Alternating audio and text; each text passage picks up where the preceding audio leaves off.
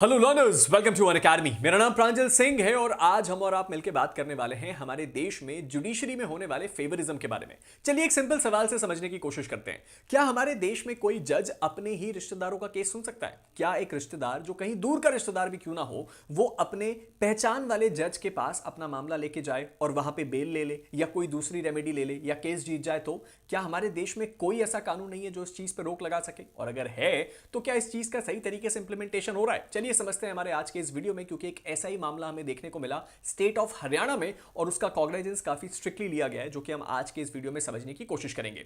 सबसे पहले शुरुआत करते हैं इस वीडियो को समझने के लिए इस केस के नाम से। केस का नाम है Akash Walia versus state of Haryana. यह मैटर हरियाणा का है और Punjab and Haryana high court में इस मैटर की सुनवाई हो रही है।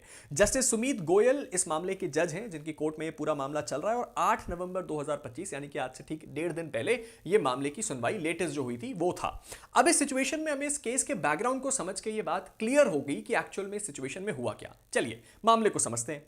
एक एफआईआर दर्ज होती है, जो कि बड़ी सिंपल सी बात है, और इस सिचुएशन में जो आरोपी व्यक्ति था उसका नाम था ऋषभ वालिया। तो एक ऋषभ वालिया नाम के व्यक्ति के खिलाफ एक एफआईआर दर्ज होती है। एफआईआर में आईपीसी की 2 धाराएं लगाई जाती हैं। एक 195 ए जो कि कहता है कि आप किसी व्यक्ति को डरा रहे हैं, धमका रहे हैं ताकि वो फॉल्स एविडेंस दे, और सेक्शन 506 आईपीसी जो कि क्रिमिनल इंटिमिडेशन की बात करता है। अब इस सिचुएशन में ये व्यक्ति के खिलाफ जैसे ही एफआईआर हुई, ये व्यक्ति बेल के लिए गया और इसको बेल मिल गई जुडिशियल मैजिस्ट्रेट फर्स्ट क्लास वंदना जी से, और यह मामला था 31 दिसंबर 2023 का। तो 31 दिसंबर 2023 को जुडिशियल मैजिस्ट्रेट फर्स्ट क्लास ने इसको बेल ग्रांट कर दी। अब इस सिचुएशन में जो कंप्लेनेंट था, यानी कि शिकायत करता था, जिसने ओरिजिनली एफआईआर कराई थी, उसका नाम था आकाश वालिया। आकाश वालिया ने एक पिटीशन फाइल करी हाई कोर्ट में, Punjab and Haryana high court में, और उसने बोला कि सर इस बेल को तुरंत कैंसिल कीजिए क्योंकि यहां पे एक बहुत बड़ा ग्रॉस एरर है। और वो ग्रॉस एरर क्या है? सर, जो प्रिसाइडिंग मैजिस्ट्रेट हैं और जो अक्यूज्ड हैं वो रिश्तेदार हैं, और दूसरी इंपॉर्टेंट बात कि वो कभी इस केस को ओरिजिनली सुन ही नहीं सकती, यहां तो वो बेल ग्रांट कर रही हैं। यहां पे आकाश वालिया ने कोर्ट को यह बताया कि ना केवल ये रिश्तेदार हैं बल्कि उसके साथ ही साथ इस मामले में तो इस केस का मामला लग ही नहीं सकता था उनके कोर्ट में, इन्होंने सीधे सीधे बेल कैसे दे दी। अब इस सिचुएशन में यहां पे जैसे ये मामला हाई कोर्ट जाता है तो जाहिर सी बात है स्टेट की तरफ से, क्योंकि जो जुडिशियल मैजिस्ट्रेट फर्स्ट क्लास है वो स्टेट की तरफ से, तो स्टेट के वकील कुछ कहते हैं। अब इस सिचुएशन में जो स्टेट ऑफ हरियाणा है वो इस बात को कोर्ट में एक्सेप्ट करती है कि जी हां, जो व्यक्ति को बेल दी गई है जुडिशियल मैजिस्ट्रेट फर्स्ट क्लास के द्वारा वो फैमिली रिलेशन में आते हैं जज साहब के। लेकिन यह बात स्टेट ने क्लैरिफाई करी कि ये लोग कोई क्लोज रिलेटिव्स नहीं है, बहुत दूर के रिलेटिव्स हैं, एक्सटेंडेड फैमिली जो आपकी लिनियज है उसमें आते हैं। अब इसमें कोर्ट में यह बात रिकॉर्ड करी गई कि जो आपका वंदना वालिया है, जो कि आपकी जुडिशियल मैजिस्ट्रेट फर्स्ट क्लास हैं, वो उनकी ग्रैंड मदर की जो आंट हैं वो अक्यूज के फादर की लॉन्ग टर्म फैमिली रिलेशन में आती हैं, यानी कि कोई बहुत ही दूर की रिश्तेदारी है। लेकिन सवाल ये नहीं है कि ये दूर की रिश्तेदारी है कि नहीं, सवाल ये है कि क्या हमारे देश में कोई जज अपने डिस्टेंट जो आपके रिलेटिव्स हैं उनका मैटर सुन सकता है।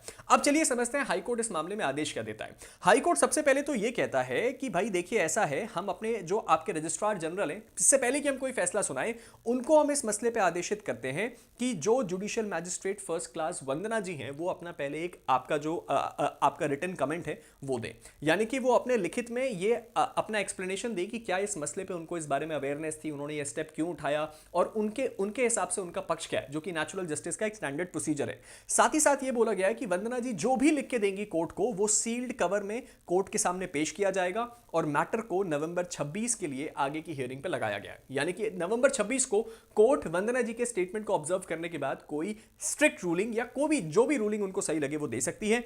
और ऑर्डर में से एक बड़ा इंपॉर्टेंट लाइन क्या है कि सर यहां पे हम आगे बढ़ने से पहले ये कोर्ट को सही लगता है कि जो हमारे पास कमेंट्स ऐसे आए हैं और जिस तरह के आरोप लगे हैं, इसलिए बहुत जरूरी है कि जो जुडिशियल ऑफिसर है वो भी अपना कमेंट दे दे ताकि हम सारी चीजों को सही तरीके से समझ पाएं। अब जरा ओरिजिनली एक बार ये भी डिस्कस कर लेते हैं कि वंदना जी, जो कि उस जैसा कि क्लेम किया गया है कि वो उन्होंने जिसको बेल दी वो उनका दूर का रिश्तेदार था, उन्होंने जब बेल दी तो वो किस मायने पे दी। अब इस सिचुएशन में ट्रायल कोर्ट ने ये बात नोट करी कि काउंटर एफआईआर हुई थी दोनों पार्टीज की तरफ से, यानी दोनों पार्टी ने एक दूसरे की तरफ एफआईआर कर रखी थी, और रिकॉर्ड को एग्जामिन करने के बाद मजिस्ट्रेट ने हेल्ड किया कि सर किसी भी विटनेस को थ्रेटन नहीं किया गया था, कोई भी एविडेंस पे इन्फ्लुएंस नहीं हुआ था। सेक्शन 195 ए आईपीसी जो है उसके लिए एक स्पेसिफिक कंप्लेंट की जरूरत होती है जब कभी भी विटनेस को इंटिमिडेट किया जाए, वो नहीं था, और जितने भी प्रोसीजरल रिक्वायरमेंट थे इस मामले में वो सेटिस्फाइड नहीं थे, इसी कारणवश हमने क्या किया सर, बेल ग्रांट किया। तो ओरिजिनल जो बेल ऑर्डर था उसके अंदर कुछ ऐसी बातें लिखी हुई थी जिसको ऑब्जर्व करने के बाद जुडिशियल मजिस्ट्रेट फर्स्ट क्लास ने अपने ऑर्डर में ये रीजनिंग दी और बेल ग्रांट करी।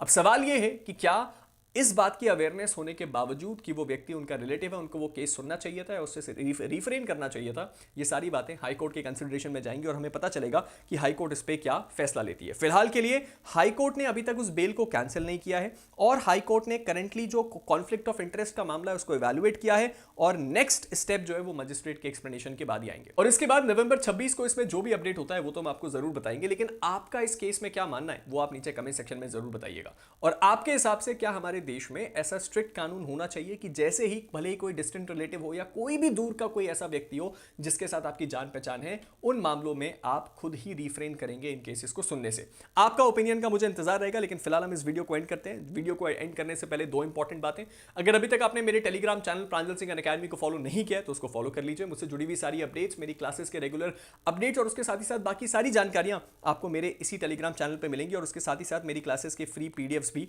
आपको यहीं मिल जाएंगे। इसके साथ ही साथ इस बात को भी ध्यान रखेगा कि इस वक्त अनअकैडमी आपको मात्र 18,999 में जुडिशरी सब्सक्रिप्शन दे रहा है, वो भी 1 साल का। और इस जुडिशरी सब्सक्रिप्शन से आपको पूरी एप्लीकेशन का एक्सेस मिलता है। ना केवल आप अपने टॉप एजुकेटर्स के साथ पढ़ सकते हैं, अनलिमिटेड कंटेंट एज्यूम कर सकते हैं, अनलिमिटेड बैचेस को ज्वाइन कर सकते हैं और उसके साथ ही साथ मेंटोरशिप, स्टडी मटेरियल्स, हर एक चीज का एक्सेस ले सकते हैं। और अगर आप इसको ज्वाइन करना चाहते हैं तो आप मेरे कोड PS का अगर इस्तेमाल करते हैं तो आपको ये डिस्काउंट के साथ साथ मेरी फ्री मेंटोरशिप भी मिलती है। साथ ही साथ अगर आप एक AIB एस्पिरेंट है जो कि अभी अपकमिंग डेज में AIB का एग्जाम देने वाले हैं, तो इस वक्त AIB 20 के लिए अगर आप मेरे कोड PS का कोड यूज करते हैं तो आपको हमारे इस 999 की बैच में भी कुछ डिस्काउंट मिल जाएगा और उसके साथ ही साथ आप हमारे AIB 20 को एनरोल कर सकते हैं बैरिस्टर बैच में और अपूर्वा मैम के साथ और मेरे साथ अपनी तैयारी शुरू कर सकते हैं। हिमाचल जुडिशरी में हमने जो आपको प्रोड्यूस करके दिया वो हम आपके अपकमिंग एग्जाम्स में भी जरूर देंगे। रैंक 2 विशाल, रैंक 3 मीनाक्षी और रैंक 5 प्रियंका, तीनों अनअकैडमी से, और हम इस बात को इंश्योर करेंगे कि आप भी हमारे इस अनअकैडमी के टॉप रैंकर्स की चार्ट में आए और अपने इस ड्रीम को पूरा करें। मिलते हैं आप सभी के साथ एक नई वीडियो में गाइस, तब तक के लिए stay motivated and keep learning. Thank you.